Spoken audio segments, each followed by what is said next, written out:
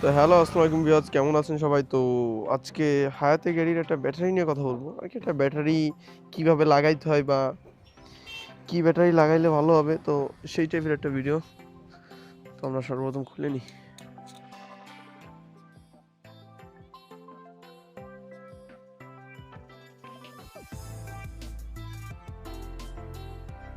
তো ব্যাটারি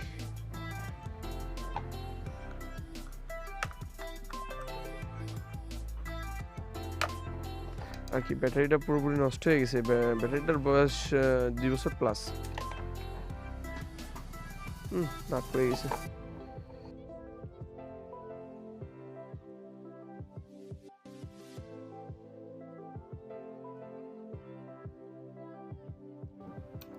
ব্যাটারির যে বিষয়টা বলবো, ব্যাটারি সর্বপ্রথম যে ব্যাটারি, সেই ব্যাটারির এম্পিয়ার মিলে লাগানোর চেষ্টা করবেন। তো এটা কত এম্পিয়ারের ব্যাটারি সেটা দেখাচ্ছি।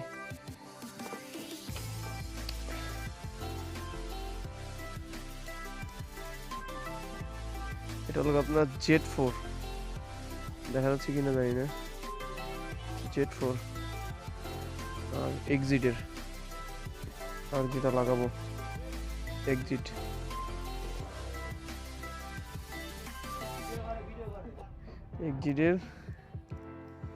এই যেটা লাগাচ্ছি এটা Z4। তো এই ব্যাটারিটা আমরা লাগাবো, এটা পুরনো আর এটা নিউ। তো এটা লাগাবো।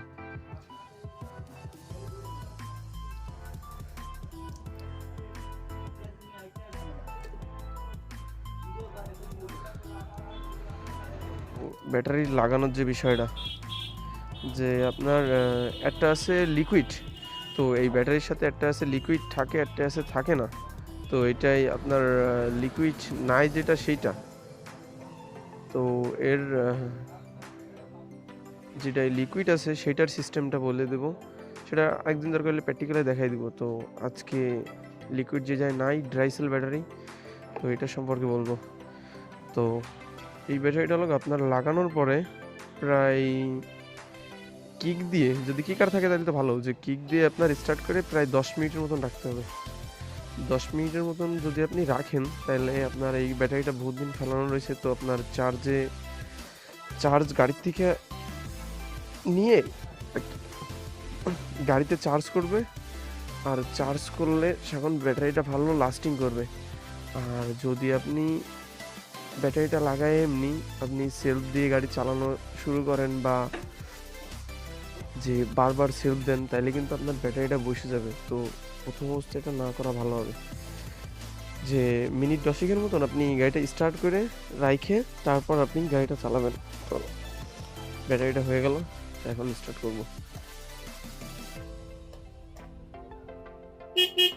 গাড়ি গিয়ারে আছে,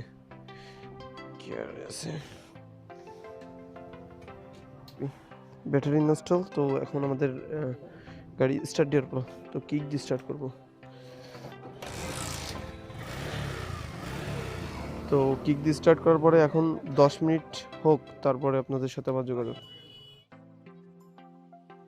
তো 10 মিনিট হয়ে গেছে, তো এখন আমি সেলফ দিয়ে স্টার্ট দেবো।